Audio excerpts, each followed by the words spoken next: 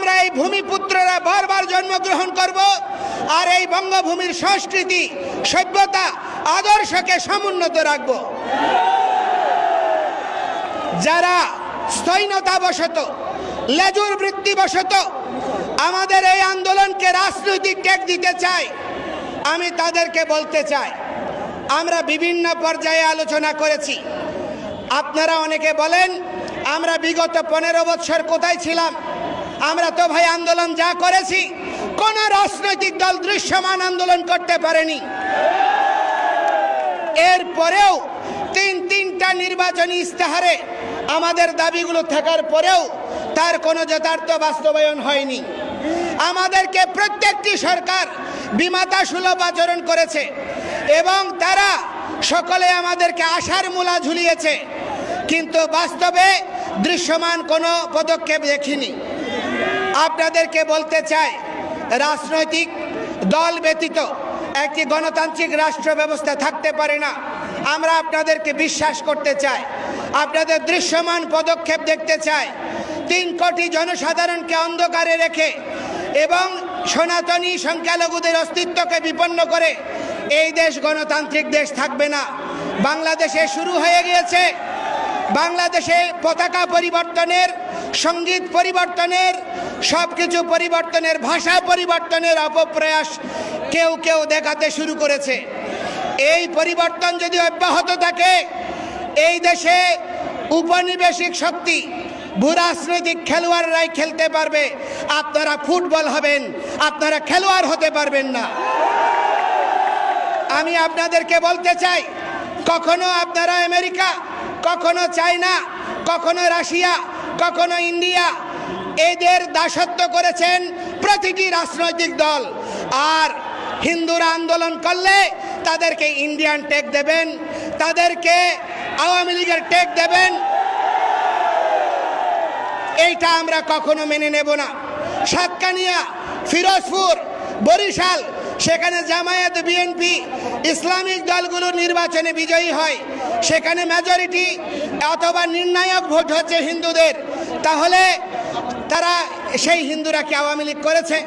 চট্টগ্রামে 57 জন হিন্দু আওয়ামী লীগের সঙ্গে যুক্ত, 213 জন বিএনপির সঙ্গে যুক্ত। তাহলে আমাদেরকে কি কারণে ইচ্ছাকৃতভাবে দলীয় ট্যাগ দিচ্ছেন?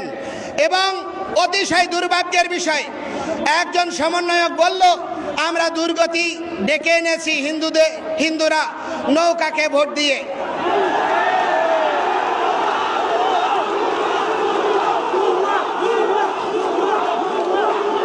আমরা বলতে চাই ভাই, আমরা বিভিন্ন পর্যায়ে বলেছি বাংলাদেশের প্রেক্ষাপট কিরকম ছিল। জামায়াত ইসলামের মতো একটা ইসলামিক আদর্শিক দলের নেতা হয়েও টাকা দিয়ে ছাত্রলীগের পদ কিনে নিজের পিঠ বাঁচাতে হয়েছে। আজকে যেই সমন্বয়করা বলেছে আমরা নৌকায় ভোট দিয়ে দুর্গতি টেনে এনেছি, আপনারাই তো, আপনি আওয়ামী লীগ নেত্রীর সঙ্গে ছবি তুলে পায়ে কদমবুচি করে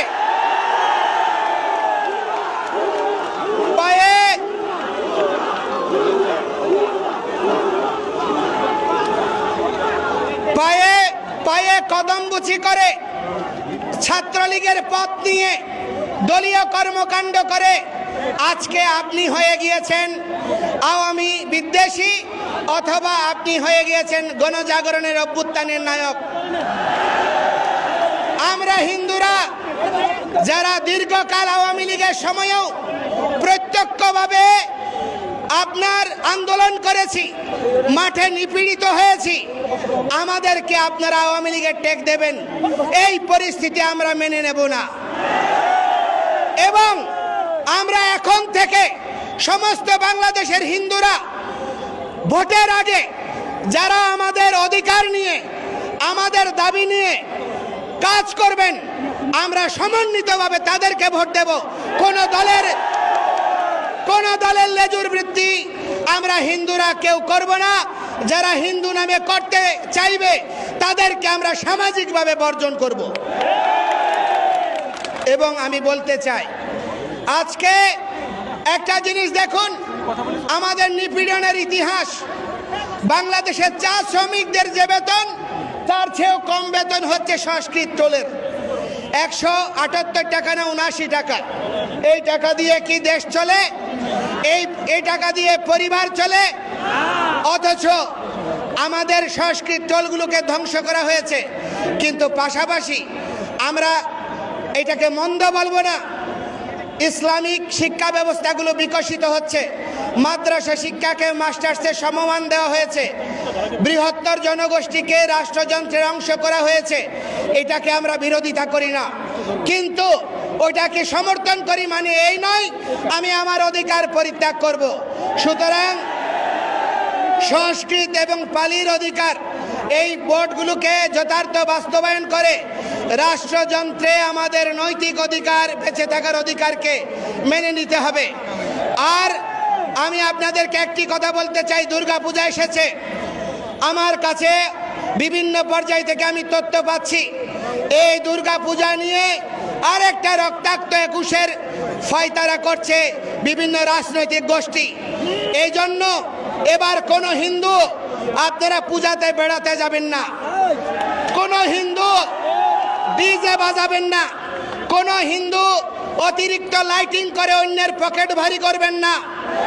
ওই বর্ধিত টাকা দিয়ে যুবকদেরকে খাবার দিয়ে তাদেরকে পরিপোষণ করে তাদেরকে প্রতিটি মন্দিরকে সুরক্ষার ব্যবস্থা করবেন।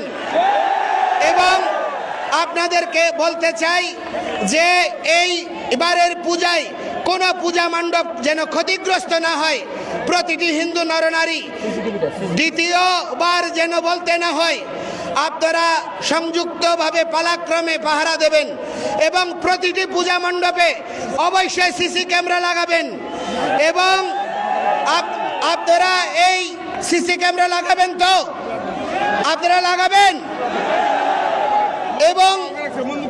এবং আপনাদেরকে অনুরোধ করব যে আমাদের যে 8 দফা দাবি, এই 8 দফা দাবি দুর্গাপূজার ছুটি এবং ক্ষতিগ্রস্তদের পুনর্বাসন এবং বিচারের জন্য অবশ্যই দ্রুততার সাথে দুর্গাপূজার আগে দৃশ্যমান ঘোষণা চাই। আর বাকি যে দাবিগুলো রয়েছে সেগুলো নিয়ে কমিশন এবং পর্যালোচনাগুলো করার শুরুর ঘোষণা চাই। এই অবস্থায় আমরা যদি এটি না হয়, আমরা এই আন্দোলনের মাঠ ছাড়ব না। আমরা দুর্গাপূজা বিজয়া দশমীর পরের শনিবার, অর্থাৎ দুর্গাপূজার 10 দিন পরে প্রথম সপ্তাহের পরে যে শনিবার হবে, সেই শনিবার বিকালে আমরা লালদিঘি মাঠে চট্টগ্রামে মহাসমাবেশ আহ্বান করছি। এবং সেখান থেকে প্রতিটি বিভাগীয় শহরে মহাসমাবেশ হবে। এর মধ্যে প্রতিটি জেলা উপজেলায় সমন্বয় সভা হবে এবং পরবর্তীতে আমরা সম্মিলিতভাবে সারা বাংলাদেশের প্রতিটি হিন্দু নরনারী আমরা রাজধানী অভিমুখে আসব। সুতরাং আমাদেরকে কোনোভাবে দমিয়ে রাখা যাবে না। আমরা আপনাদেরকে বলতে চাই যে আমরা বর্তমান সরকারের মাননীয় উপদেষ্টা, উনি নোবেল বিজয়ী, আমাদের চট্টগ্রামের গৌরব।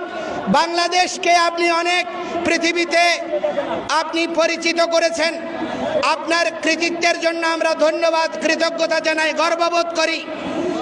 আমাদের উপদেষ্টা পরিষদে অনেক গুণী ব্যক্তিরা আছেন, আমরা আপনাদেরকে প্রশংসা করি। কিন্তু আপনার কাছে আমি বলতে চাই, সারা পৃথিবীতে শান্তির বাতাস বয়েছেন, শান্তিতে নোবেল পেয়েছেন, কিন্তু বাংলাদেশি সংখ্যালঘুরা যদি নিরাপদ না থাকে, এই শান্তি স্থায়ীভাবে বিপন্ন হবে। কারণ এই দেশ সাম্প্রদায়িক রাষ্ট্রে পরিণত হবে এবং এই দেশের রাজনীতি আস্থা করে নিক্ষেপিত হবে। এই জন্য গণতন্ত্রের জন্য, সহাবস্থানের জন্য, প্রতিটি ধর্মাবলম্বীর বেঁচে থাকার, প্রতিটি সংস্কৃতির মানুষের বেঁচে থাকার অধিকারকে আপনি সমুন্নত করার দৃশ্যমান উদ্যোগ গ্রহণ করুন।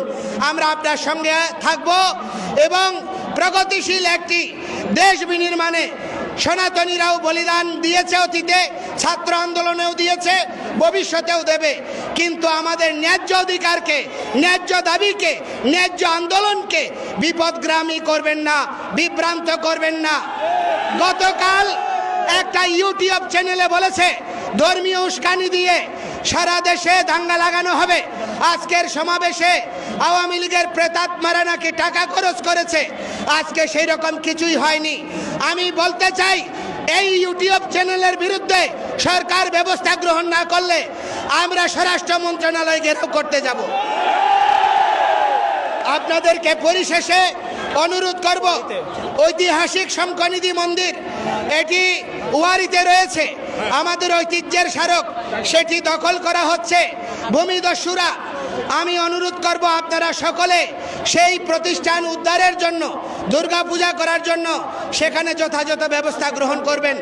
এবং আমি পরিশেষে আপনাদের সকলকে বলবো, আপনারা যে এখানে নবজাগরণের অভ্যুদয় ঘটিয়েছেন, সাধু সন্তরা এই আন্দোলনের শিরোভাগে থাকবে।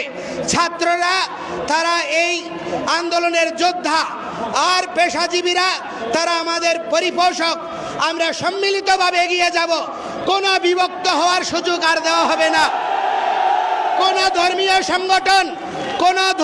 সংগঠন অথবা কোনো সনাতনী নাম ব্যবহার করে কোনো আপনার যদি প্রতিষ্ঠান এই আন্দোলনে যোগদান না করে, নিষ্ক্রিয় ভূমিকা পালন করে, তাদেরকে সামাজিকভাবে বর্জন করুন।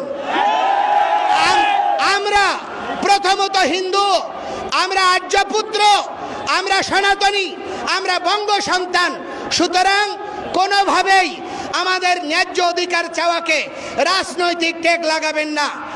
আমরা আপনাদেরকে আবার বলতে চাই, অতীতে আমার মুসলমান ভাইদের আন্দোলনকে, ইসলামী আন্দোলনকে জঙ্গি অথবা পাকিস্তানপন্থী টেক দিয়েছে। এই টেক দেওয়ার সংস্কৃতি